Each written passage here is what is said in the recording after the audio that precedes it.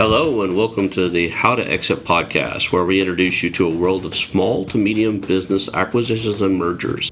We interview business owners, industry leaders, authors, mentors, and other influencers with the sole intent to share with you what it looks like to buy or sell a business. Let's get rolling.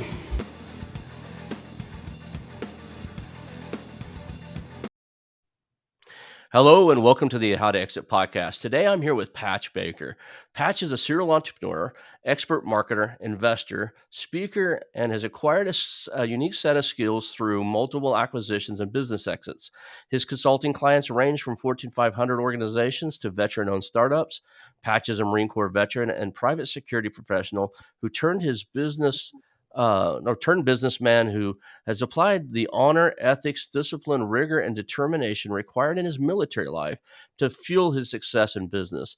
Welcome, Patch. I'm glad to have you on here, man. I'm really excited to hear where we go with this thing today.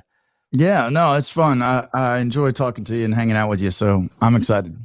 Yeah, this is fun. Let's just start off with a little bit of origin story, and I always click the explicit, so just be true, unbridled, just be yourself, man. Yeah. So, how in the hell did you go from active duty Marine Corps, private security, Iraq? I mean, just a different world. I know I served that world myself, military intelligence on the Air Force side. Another story for another day. But how did you go from that space into like mergers and acquisitions and get to where you are now? Really, I tripped and fell into it. I didn't know I was going to do this. Interestingly enough, I was doing contracting work after the military, and I ended up meeting somebody that was that basically said, "Hey, man, I can make these videos, these really cool videos, but I don't know how to sell them." And I said, "All right, well, I can sell them. You make them and we'll make a bunch of money." Well, ended up not going that way in the long run. And some of that was just because you can make a really great video, but you put it on a page that gets no traffic and a Facebook that gets no traffic and a YouTube that gets no traffic. And the first thing they say is, well, the videos suck. I'm not getting any sales. And that's just not actually true. Nobody got a chance to see them. And so I kind of started videos. The only thing that I knew back then was that YouTube had videos. So I went on YouTube and tried to start figuring out how to get these things ranking, and they did. And, next thing you know, people were buying second and third and fourth videos. And that's kind of how it all started. And then over time, we developed a marketing agency and we started doing more than just videos because somebody said, you can put videos on Facebook now. And I was like, wait, what's the Facebook? So in the military, I wasn't really allowed to have social media or anything like that. So I was several years behind everybody else. But I got on there and really started learning that part. And then just kind of over time, I realized that I didn't like the agency model, mainly because it doesn't matter how much you grow companies or how much you return to them. It's always like, what did you do for me this month? Well, those platforms, I mean, it's unfortunate to say, but I don't own Google and Facebook. So if they change something, like, I don't have any control over that. And it was constantly like this client vendor relationship that I just absolutely hated. I didn't like anything about it, but we were being successful to the point that I was like, why don't we just do this for ourselves? Why don't we just build our own stuff? And not for nothing, but building a concept from scratch and doing everything to get it started it's a lot of lag time. And so what I started doing was I started acquiring equity in companies in order to grow them, but then I got to participate in the exit. Whereas when it was the client vendor relationship, we were driving people to exit, but we didn't get so much as a steak dinner, and we lost a client. So it was like, the better we did, we just worked ourselves out of a job. And that was just not a good thing for me. I hated the idea that winning got you the adverse of what you want, right? And so as we started acquiring companies, and as we started, really partnering with companies, and having this, just expanding the team, it got really, really cool for me, and I kind of found my little place in the world where I'm excited, and I remain excited because it we've gotten to somewhat of a scale, not nearly as much as I want, but we've gotten to a scale that I think we can sustain and expand upon, and that frequency really brings on new projects at a faster level. And you've got one heading to exit, and you've got one just starting out, and that just feels it's fun. It's never boring. We were talking before the show, and I think that your position, and correct me if I've done, you're done. Correct me if I'm wrong. You've done well over 100 transactions already, business buying, selling, participating, advising. Like the numbers above Yeah. 100, right? Yeah. And, not all of that was, my money, and not all of that, I wasn't a majority shareholder in every single one of them. And, you know, I had somebody, I said that on another podcast, and somebody was like, well, that's not exactly, well, okay, look, man, I participated in over a That's hundred of that's what I them. said, you And participated in. The reason I brought it up at all is I think you're uniquely positioned to cover some information here today that nobody else I've had on the show did. Let's look at some of you've done a lot of deals, you've been around a lot of people. You're Mhm. involved in, and I'll just say it because I love the guy, Roland Fraser's Epic, right? You're one of Yeah. the top coaches there. You run masterminds and stuff. You eat, sleep, and live this stuff. Yeah. So let's talk about stuff unique to that experience of doing the volume you've done, and how does it separate? I've got a lot of people in the show that have talked about how do you look at what the big boys are doing, the $1 million deals, or not million, the $1 billion deals and the hundred Yeah. million dollars deals, and how do you put those systems and processes and the way they integrate down to the level of mom and pop shops buying companies under $10 million. And we were talking about this before the show. It may not absolutely be the best thing to do to try to mirror their systems of process. A No, lot of their integrations fail, right? I, So I think it's total BS. I mean, I'm being a little PC, but I really do think that a lot of those systems and processes that they're trying to emulate are actually very antiquated. Most of the books on the subject that I've read, and I'm an Audible kind of guy, so I've listened to a lot of them, and um, I pick them apart. And that might sound really cocky. I mean, I don't know. These guys have done $1 billion deals, and kudos to them. I appreciate, there's a lot of people that have made a lot of things that made a lot of money that I don't necessarily like, but kudos to them for being an entrepreneur and figuring it out. But I think a lot of the books were written in, the 60s, 70s, 80s, 90s. And unfortunately, they were working off of a, a system that is no longer true, right? They were doing mountains of paperwork on spreadsheets, and they were, manually doing what would be considered an algorithm these days. And they were building these models like the Monte Carlo model. And, there's a bunch of systems that they applied. And yes, it worked. But what they don't tell you is there's a bunch of shit that we have now that they didn't have, like the internet, right? Like we can parse audiences now in a way that never could have happened before. We can reuse past purchasers in a way that they couldn't do before, unless they were doing like postcards and mailers. And I'm not saying there's anything wrong with that. I'm just saying you don't really know who's at that mailbox, right? They know if they send out, you know, 100% of whatever number, they're going to get 5% participation, and that's okay. But here's the thing. In my world, I am not trying to recreate the wheel in any form, but I'm trying to be efficient at being effective. And that is, probably one of the things that made us kind of rethink what acquisition targets were. And Most of the guys that wrote those books, and like you said, they were doing billion-dollar transactions.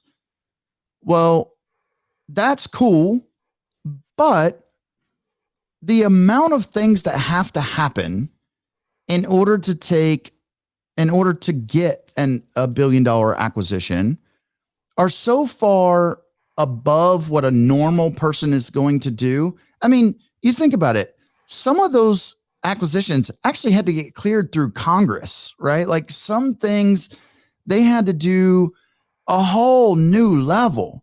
Well, there's a bunch of acquisition courses out there now, and it's becoming a hot space. And it's, Roland does a really, really good job at, kind of breaking it down to the basics, which I really appreciate. I am an instructor for him, but I also have gone through his course a lot and I've talked to him a lot. And Chris Daigle and some of the other guys over there, we've just talked a lot about the difference between a regular today acquisition and the acquisitions that were happening when the books were written are very, very, very different.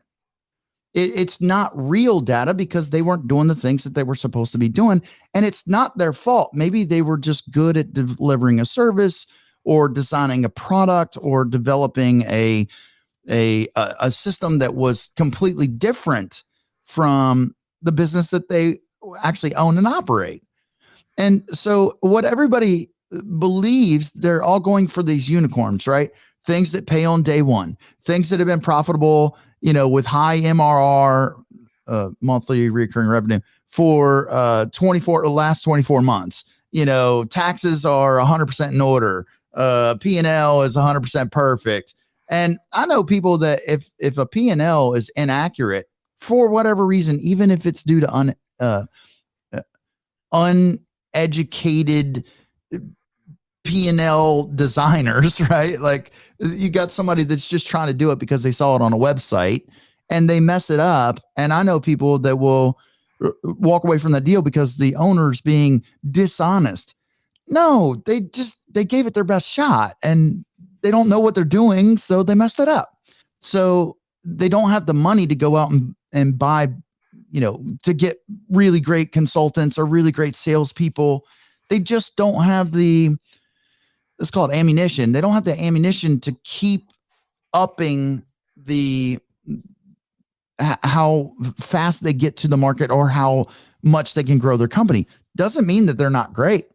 I think that's where the real power of the small businesses, the people that can take the first steps to get something up and running and sell it to people beyond just their, local friends and family and just address the market, take enough steps to get there, but then be able to get experts to come in and start scaling it, because you can scale that to exit way faster than I can go out and just start new businesses. And I basically, it's like a bolt on. It's like I take my team and my stuff and I bolt it on to those companies. And all of a sudden it's like, instead of them, they've got a shiny outside, looks like a Ferrari, right? Maybe it doesn't look like a Ferrari. Maybe it looks like a high end Honda, but it's still on Pinto, frame. It's different than a lot of the bigger VC firms that they're just doing. They don't call them this, but they're just rolling up a bunch of like and kind things, not for the purpose of exiting them, but for the purpose of exiting the conglomerate by selling it to a bigger VC. And that to me is not, it's not the spirit in which I operate. I'm trying to do it at the individual level. And do I win everyone? No, I don't. But neither do those big conglomerates either. So that's kind of where I kind of start my thinking on it. And I think, last year, I think alone, I spoke to well over 200 businesses through one of those roll-ups, right? Yeah. And I love origin stories. So it always comes up in at least one of the first couple of calls is like, how did you start this? More often than not, when you refer to yourself as an accidental entrepreneurial, you kind of stumbled into it. Almost everyone, these are all marketing agencies, but I talk to other businesses outside of that too. More often than not, business owners didn't sit down one day, go to business school, get an MBA, create a business plan and start a business. More No. often than not, they basically seen a wrong in the world they could do right, a product they could improve, an idea they'd like to try out, or they were just really good at something. Somebody asked them to do it, and the next thing you know, another guy did, and another guy did, and they stumbled into it. And to Mm. ask those people to have perfectly squeaky clean, you know, um, auditable books, I get you, man. I get where a lot of people are overstepping really good ideas, really good businesses for the lack of, they're told that the P&L should look this way, and if it's not, they're probably hiding something. So, Yeah. And I think it also goes to the fact that when they are trying to raise money, they go to people on social media who don't know what they're talking about, and they try to emulate that thing. Right. I was talking to a person the other day, and they were like, I went to this mastermind and I really feel like an imposter because I don't have a purpose. I don't have a story. Now this person is 24 years old. And I'm like, you don't need a purpose. You don't need, everybody wants these mission, vision, values. And look, it's okay to be a young person and be like, I want to make money. And that's okay. Right. This particular person, they make a plastic based product. It's not really a consumable, but it is something that somebody's going to buy for about a year, and then they're going to need another one. And the crazy thing is that these people are making this person feel like they're not serving the market, or feel like they're not doing something properly or not real. That is not true. And, I'm not a young buck anymore, and I don't know my vision from day to day, right? I'm I'm kind of a visionary, so mine changes as I learn new stuff and as I do new things and as I get more experience. But I think that sometimes we get held back by people that love us the most in weird ways. And that's unfortunate because most of the time they're leading them in the wrong direction because they're regurgitating something else that they heard from somebody else that didn't know what they were talking about. And I'm not going to put it in the category of fake news, but I think genuinely people are trying to be helpful, but they don't even know what they don't know in many respects. So what you're left with a business owner that is up and coming, let's say. They've had some market penetration. They're going to people that are giving a lot of advice that is just pushing them in the wrong direction. Like, if you're going to go out and raise money, you need to have a really good P&L. You need to have a really good pro forma. You need to have a really good mission, vision, values. You need to have to, and although that stuff is cool, I would rather somebody come to me and say, you know what? I need help. I don't know what I'm doing. I tripped and fell into this business. It took off. I'm at the spot where I'm really good at delivering the product or service. Everything beyond that, I just kind of suck at, I because there are so many people that if they just said that would find the right people very quickly. if somebody just comes to the right investment and says, "You know what? I make a hell of a widget. The rest Right. of it, I make a hell of a widget, the best widget to do X there is, and I don't know the rest of it." Yeah. You know, Charlie Munger just said famously, he said, if you ever read the word EBITDA, just substitute that for some bullshit somebody filled in on his paper. Right? it's Because funny is it's so I use true. that one a lot. So Yeah, it's so true. I yeah, mean, look, it, there's a certain game that gets played in acquisitions. The same way, it's the same game that gets played when you sell a car or you sell a house, right? The buyer is trying to get the most for the least, and the seller is trying to get the most for the least, right? So it's like, if we can just start there and say, look, we're both playing. Let's say you and I are gonna acquire a company together, and or let's say I'm trying to acquire your company, and we're gonna have this discussion, and you're gonna say things like, "Well, I've been doing this for 7 years." Well, here's the problem. I don't care what you did for 7 years because you've been doing it wrong for 7 years. So that is of no value to me just because you've been doing it a long time. I do appreciate the time and the energy and the missed birthdays and the late evenings and the weekends. And like, I appreciate that. I'm not that, but that's what got us the conversation. It does not also build value in your company. What I'm telling you is, I appreciate what you built to this point, but what you built to this point is just a widget that you have not gotten to market in a way that makes it sexy for me. So I'm going to help you do that. I'm asking you to continue making that widget, but I'm not interested in the last 7 years. And, you know, people do not understand that the length of time, unless you're talking about a 150-year-old business, the length of time does not matter. And if we want to break this down for the listeners, you think about this. If you had a company that's 7 years old, in the first 2 years, it grew to $1 million in total revenue in the year. And then year 2 through 7, it did $1 million or thereabouts for 6 consecutive years.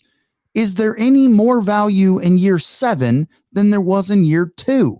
And the answer is, there's actually less value, because the value that was being created between year 1 and year 2 created growth at a scale, at scale to $1 million. If you got in on that year 2, you're like, look, this thing has been going since the day I started until now. It's still on upward trajectory. That is a much different conversation than I got from year 1 to year 2 at $1 million and then I flatlined for the next 6 years. It's less valuable. So don't make that a key part of your pitch, because there's no value there. You're actually detracting value. You know, in the side of this, the other side of it, that distracting value is that, you know, there's that story that goes, well, I've already done it. I've always done it this way. This is like, especially when they get over 10 years. They Oh, go, yeah. well, we've been doing this for 10 years this way. Like, yeah, okay, that's great. Yeah. And it's not working anymore, right? And you're not getting the result that you want. You I know, had a that company, kind they've of been leads doing me. the same thing for 63 years or whatever. They've been in business for 63 years. I was like, yeah, you're still like, you don't have a decent website. You're still pre-internet, right? Now it Yeah. was a manufacturing type of, or a concrete type of thing.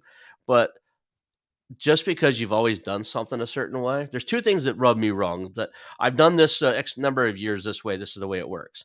Not necessarily true, right? Yeah. I'm not saying it's wrong. I'm just saying it's not necessarily true anymore. And the Yeah. second is people trying to sell you on coulda, woulda, shoulda, you know, Yeah. which means that, like, if you do this, you're going to triple your revenue, and I want a piece of that. You know, they're thinking that, you know, they're this close to landing that, you know, $1 billion client, and that's going to make the Right. business worth more. You should pay some equity towards that, this closeness. And so I'm not You interested know in what's shoulda, coulda, woulda. what's really funny is, they say that, you know, lots of people get out of business or try to sell their business because of burnout, or they leave an industry because of burnout. The truth of it is that burnout only happens when you're not getting the result from the perceived input. So, like, for example, if you're working 80 hours a week and you're not getting the result, your perceived situation is, I'm working really, really hard, twice the normal amount of a 40-hour work week, and it's not working. That does not mean that you are actually doing the effective things to grow the company. So that's the only time that burnout happens. I've never seen somebody that is just straight skyrocketing that's like, oh man, I'm so burnt out. Nobody does that. And you have to be real with yourself too. If you're getting burned out, it legit is because you continue to do the wrong things, expecting a different result. Here's another fun, fascinating fact that I think is kind of key to how we approach deals that is very different than a lot of the books will tell you. A lot of the books will say things like niche down, but I think that that is a really terrible idea these days. And there's a couple reasons for that. One is a lot of the niching down stuff happened after World War II. And the reason why it happened was because they were taking a lot of military members that were coming back from the war that had a skill, that a newly acquired skill that they learned while they were in the military. And then the goal was to set up these businesses, grab all those people and put them directly into something that correlated to what they did while they were in the military. And the whole idea behind that was you do very little, you have to do very little training. They already understand the concept of the widget that you're making. So here's another thing. When the gurus are saying niche down, the reason that they say that and the reason that they keep saying it, even though it's not really real anymore, is because it's a good way to get somebody to take forward action in a focused area. So it sounds good if I can say, really niche down on the customer avatar. Do you need to know a customer avatar? Sure. But do you know how many companies that I've walked into and I say, hey, who's your customer avatar? And they're like, it's this person. Exactly. And then we end up doing split tests and it's a whole different area where we get the most press, right? The most, when I say press, I mean the most growth. And so there's these like misunderstood areas of the market. There's these areas that people will say that's going to fail. There's no way that's going to work. And then lo and behold, it does, right? Today, unlike ever before in history, we can take that same thing that says dentist, we can copy paste, we can change the word from dentist to chiropractor, we can do that again, and we can make sure that the people that saw the dentist one never see the chiropractor one, and the people that see the chiropractor never see the dentist one. And now it's like, okay, we're playing in a whole different world that does not follow the normal acquisition models for new customers. It does not follow the normal acquisition model for companies.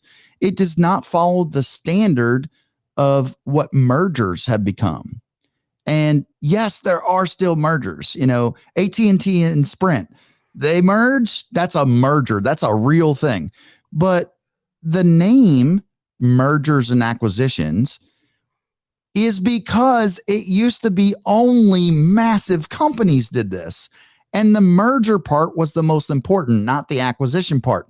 It typically went like this. Two big companies merged together and acquired all the competition in the area. That's why they call it mergers and acquisitions.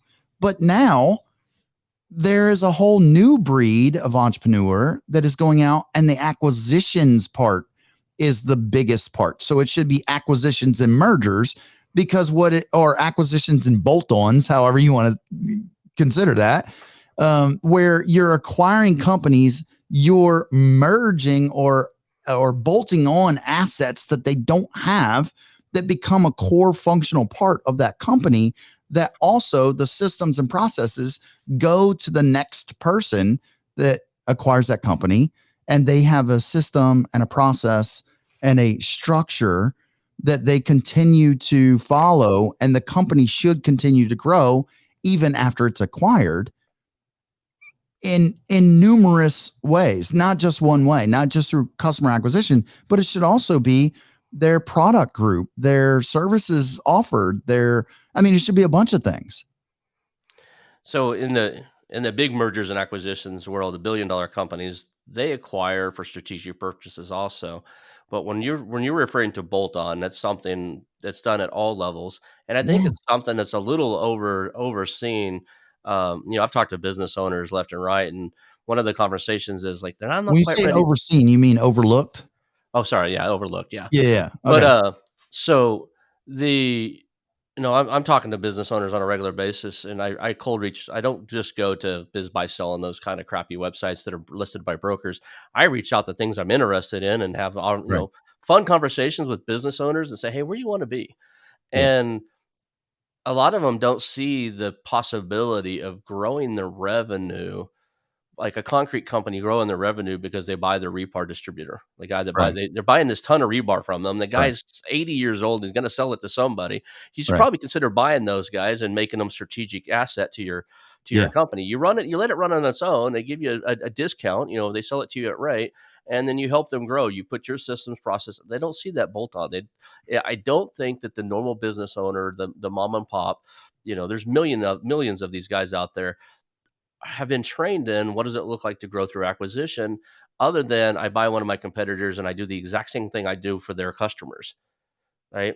This Yeah. bolt-on thing that you and I talk about that's taught in all these courses that, the Roland Fraser's Epic and all these other different things that are out there, that bolt-on, you know, mentality of that, okay, this may not be exactly the same product and I'm not selling my widget to their customers, Mhm. but if I acquire them, it boosts my revenue, gives me another, asset to grow with, and cuts my expenses.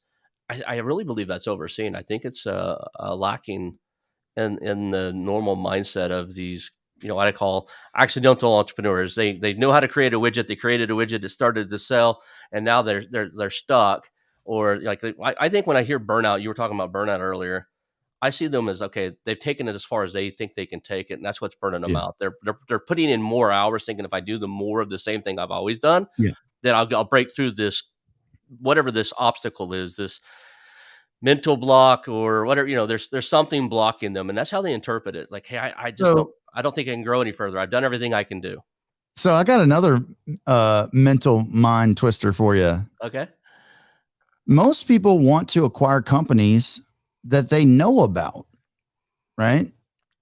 However, I think that is one of the silliest things you can do in many ways.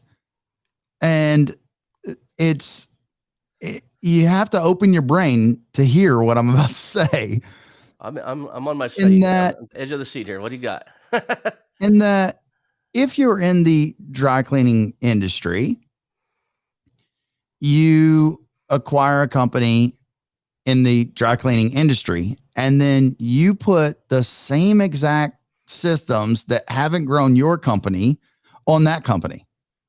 Whereas if you didn't know anything about dry cleaning and I partner with that person and I'll say, why can't we do this? And they're like, I don't know. I never really thought about that before. It's because I got a clean brain. I don't know. I'm not trapped in the day to day of their business. I'll tell you something else that consultants all over the world don't want me to say out loud, but it is a truism. The thing that makes most, I mean, and we're going to use the baseline that the consultant actually knows what they're talking about, right? They're not just BS people. They actually know. The thing that makes them so strong is the fact that they don't care how long you spent to build this website. They didn't spend the nights and weekends. They don't care um about the people in the organization the same way. And not to say that they don't care about humanity. I'm just saying there are entrepreneurs everywhere that still have people on staff that are nothing but a debt center for the company. Whereas the consultant can be like, person number A or person letter A did X amount of sales. Person B did not nearly as many, but has been there 3 times as long. You need to get rid of person B. Oh, well, that's my cousin. Well, I don't care that that's your cousin. I care that your sales staff is not equally operating using the same exact system. Now, there are certain fundamentals of business that you have to understand, but when you understand them, they apply to every single business. I don't care what the business is. The company needs to generate income. They have to do that through sales. They typically have more sales when they have educated sales staff and they have a good marketing system. that is just the way it is. Now, if you fundamentally understand those things from a base level, you can apply that to a bank, to a concrete company, to a food company, to a widget company, to a CPA firm, to a PR company. Like, you can apply that to every company. The crazy thing is that there's industries that I'm going into that I don't know anything about it. Let me give you an example. I don't know, like a print company. I don't know how to print a shirt. I don't care. I know that shirts have to be made to a certain level of expertise in order to generate this amount of dollars coming in, which equals this amount of profit for the company. I don't need to know how to make shirts. I don't need to know how to make knives. I don't need to know how to do CPA services. I don't need to know that. I need the person that does that to stay in the company and let me go do all the things that they don't know how to do. Let them continue to be the expert in their field. Let me do all the things that keep us both in our power zone. And I think again that idea that if you niche down, if you do one thing and you do it really well, that you will be successful. And quite honestly, it's small brain thinking, and you're not giving yourself enough credit in many respects. There's this weird thinking that in order for you to be successful in business, you need to understand every aspect of business. And that simply is not true. And that counts for me too. I don't know everything about how my businesses operate. And here's the cool thing, I don't care. I truly don't. If something is going wrong, I have systems and processes and people that will go, hey, you need to come over here and look at this. We're 2% down and we've tried these 3 things and it's not working. What do you got? And I go mess around in that business until we figure that thing out. Am I going to have the right answer every single time on the first try? Nope.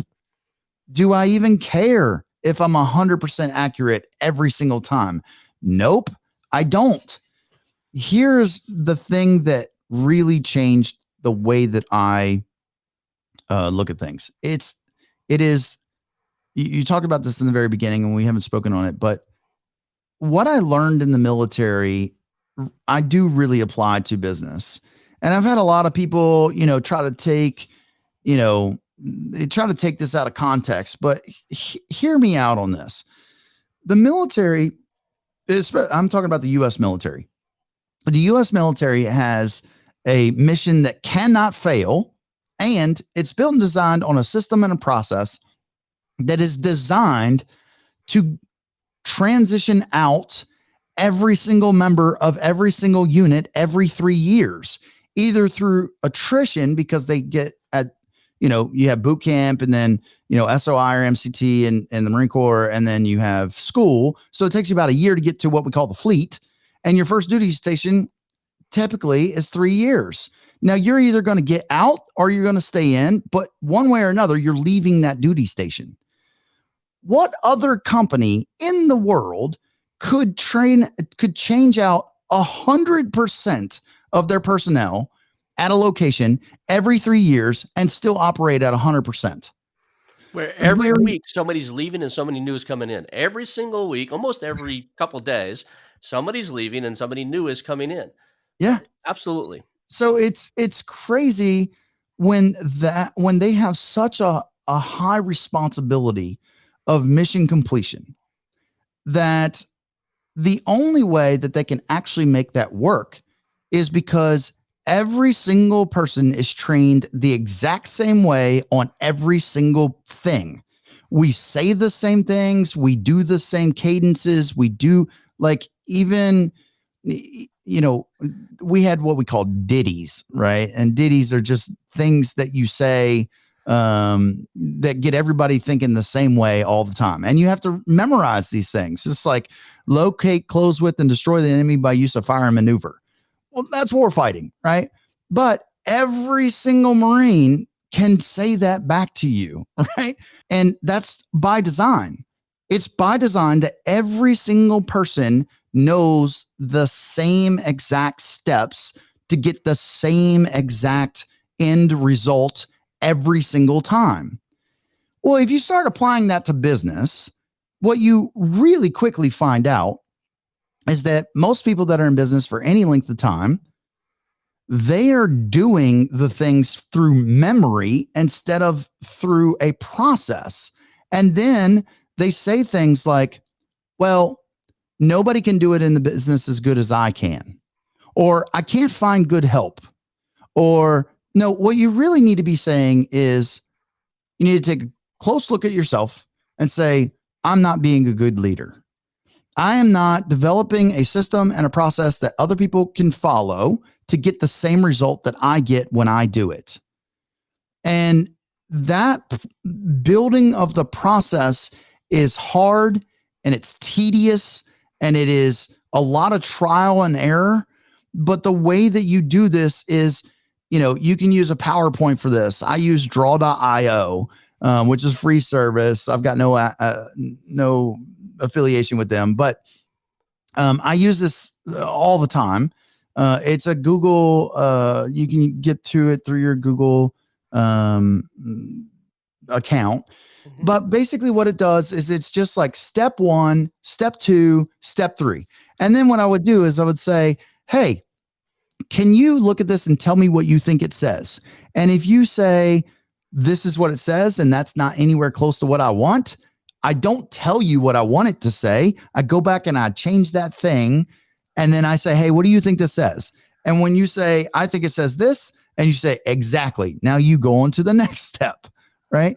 When people do that, and Thomas Edison said, if you don't understand it well enough to explain it to a 6th grader, you don't understand it well enough yourself. And that's the problem. Most business owners do not understand it well enough themselves. They've got some other core skill that they are not giving credit to. If you can break that down into words on a piece of paper, not through explanation, but if you put it on a piece of paper, what you find out is you have to learn more about what you're doing to get the result that you're getting. And that is where I've been really, really, I don't know. I've changed a lot of companies and the way they operate, because when I tell them to write it down on a piece of paper and they can't, and then I have to go on this like fishing exploration and get investigative work to figure out what they're doing and how they're doing it. And then I'm saying, not only do you need to be able to explain it to me, but you got to be able to write it down on a piece of paper. They start getting really clear on what they're saying, how they're positioning, how they're creating a problem for a person that they might not know that they even have. And then their product or their service is the solution to that thing. But there are a bunch of other ways to do that too. It's not just that, because that's the easy one.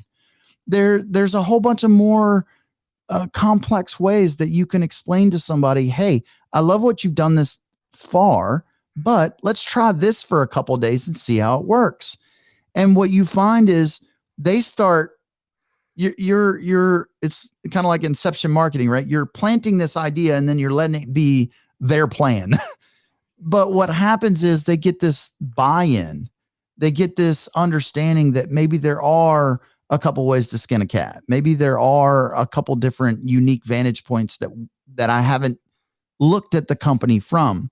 And the fastest way to understand your business is to fire yourself from as many jobs as possible.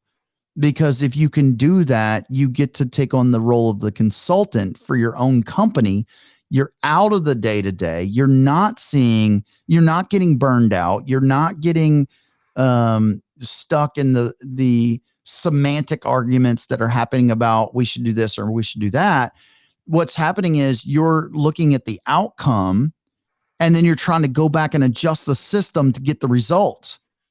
And that's where you get on a whole new level of business. And it's how you kind of open your brain to bringing on those other bolt-on features that we were talking about earlier that genuinely throw, it's not even gasoline. It's like you're throwing jet fuel on the little smoldering thing that you have that's got some potential to be a fire, but probably not going to be a raging fire until you start getting into this mentality.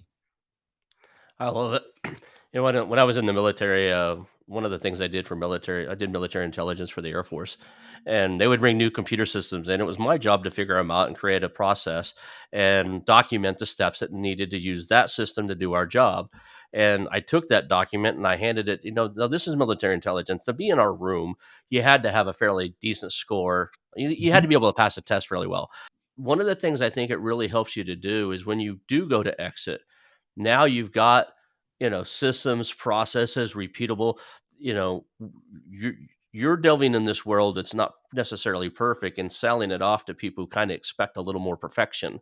And you're going to get a bit Exactly. of premium for that. So Yeah, they do. When you have systems and processes for every single thing, I mean, everything from like who your vendor is, when do you reorder, reorder points and cogs for every single thing, and you can go down all the way to the penny of how profit is made in the company. There are really good ways to do this. Most people don't have these skills. And to be quite honest with you, my CPA has taught me so much about, but I don't have, the $300 at the end of the year CPA. I've got the, more expensive than that per month CPA. And he has taught me things about spreadsheets that I never thought I wanted to know. But when you start seeing a spreadsheet that has 100 tabs on it because we are calculating every single product, every single marketing dollar, every single shipping dollar, every single ancillary thing like electricity in the building, the ink that we use on the printer. How do we save 2 cents by not printing this thing out, but doing a laser sticker? And you start really understanding the aspects of your business down to the penny, and you start shaving off, 4 cents on every package that goes out the door, but you're doing 100,000 packages a month. That's a lot of money. Like that is a lot of money, especially when we're going to do that across 3,000 things in a manufacturing facility. And I say this to everybody, even if you have a legacy company, and what I mean by legacy is you want to pass it down to your kids, your grandkids, you want it to be around forever and ever and ever. If you're not designing it so that it can be sold, and you don't have the systems and processes so that the next owner could replace your entire staff and still have a productive day on day one of their ownership, you do not have it. But if you do have it, your company is worth 10, 20, 30 times sometimes what it would be without it. And people don't understand the value of it. But when you start tapping into it, and you start seeing the numbers on paper, wait, the same amount of work that we did before, even on a crippled system, is now 10% more profitable because we just did cost savings measures by putting in a system and a process. Wait, what? Wait, if we restructure the company and get it out of being an LLC, all of a sudden we can save 30% on taxes? What? Wait, we can there's all kinds of things like that. We can renegotiate our shipping cost and save 20%. Wait, we can renegotiate our manufacturing costs and save 10%. Well, dude, like very quickly, you're at 60% increased profit margin. That company that you did that you revamped in the last 90 days is worth 10 times what it was 90 days ago. Right? I And got it, people man. just don't spend any time on it because they don't know the value. Well, we are at the top of the hour, man, and this is an hour show or an hour and 1 minute. But I hate to cut you off because it's just a wealth of knowledge. Let's make sure everybody knows how to get a hold of you. It's in the show notes, but I'm going to put this up. You're going to verify it for me there. Hopefully that'll. I clicked on it. Show there it goes. Oh, if I quit clicking it, it'll catch up with us. There you go. So that's your LinkedIn. Yep. Is there a different way? On the show notes, I went ahead and included your your patchbaker.com Yep. and other ways to get a hold of you that you have on your LinkedIn profile. But man, I really appreciate having you here. I wish maybe one of these days I should do a 2-hour show or something. Yeah. We just get into these great conversations. I honestly think that there's a lot of value here for people today. I'd love to have you back sometime in the future. Yeah, man. Maybe we can talk about some success stories and some more stories, right? Like Yeah. everybody loves to hear about something that won, but there's a lot of lessons to learn from something that didn't go so well. Yeah. So maybe we look at that in the future. I do appreciate having you here. If before we go, if you could leave everybody with just like one or two key takeaways, what would that be?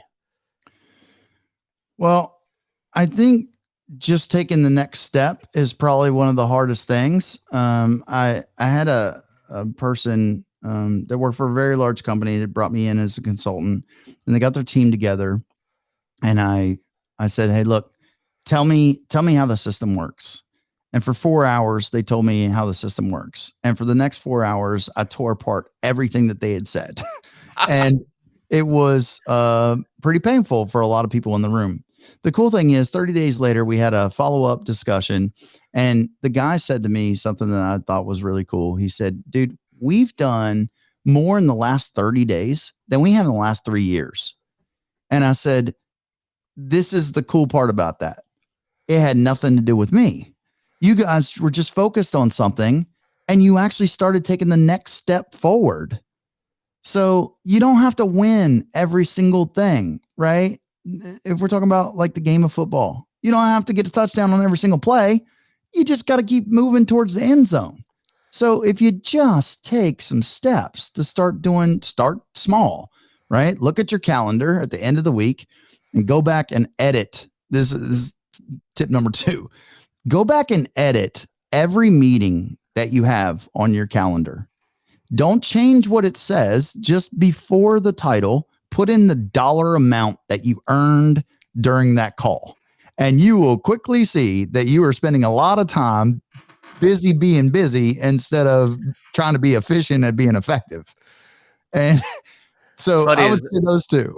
is you and I see a lot of things eye to eye. Maybe it's because we both have military experience. But the funny thing I used to do in the corporate world, and it really ticked people off, is I come into a new company, and there's all these standard meetings we'd have every freaking week. I would because I was a senior director level, I knew everybody that worked there. Most of them worked for me, even the guys in the other department. I could get the info. I would run a running tally of what the meeting cost, and I would send that Right. invoice to all the managers. Like if I had other managers, you asked for your guy to be here. This is what it cost your department. And it wasn't Yeah. a bill, but it was kind of like an invoice rundown. Is Yeah. like this, some of these meetings, especially in bigger companies, you know, a 2 hour meeting could cost a company 30, 40, 50 grand. Yeah. Right. And It's then, crazy. it's just crazy, and, you got 60 people in a room because they think that's what needs to be happening. And they're having an all hands to tell them something that could have went out on a freaking email. Yeah. That adds up fast. Right. Yeah, for sure. And to send the executives the bill for every meeting, I had two assistants. Their job was to take the attendance. We already kind of had a running number for it. Every single meeting we had, we would send out an invoice, Yeah. and just to kind of show people the meetings cut down, more emails went out. And I'm a big fan of just you know knowing what you're getting done, is what value is really inside of something. So Yeah. I'll echo that sentiment. Track what you're doing, track what it's adding value to or distracting you from, and it'll move forward. I thank you for having you on the show, man. You got it, man. Look forward to we cross paths in many circles, so I look forward to seeing you around there. Yeah, man. And if you ever need anything from me, just reach out. I'm here. I'll do anything I can to help you move forward. All You right. got it. Thank I'll you, be man. in the show now. Thank you everybody for being on the show. Hang on just for just a second. Hey, it's your host, Ronald Skelton. I want to thank you personally for watching the show today and invite you to call our new hotline, 918-641-4150. That's 918-641-4150. Call us and tell us about our show, ask questions, suggest a guest, or even tell me about a business you have for sale, and we'll reach back out to you. Again, that number is 918-641-4150. Call our hotline, leave us some information. Thank you. The Investors and Entrepreneurs Professional Mastermind. The Investors and Entrepreneurs Professional Mastermind combines the traditional peer-to-peer mastermind introduced first in Napoleon Hill's famous book, Think and Grow Rich, with accountability partnering, where your peers help you ensure that you set goals, take actions, and get results. If you want to scale, blow past roadblocks, and achieve success faster than you might think is possible, I suggest you take a visit over to TIEPM.com. That's TIEPM.com and check out the Investors and Entrepreneurs Professional Mastermind.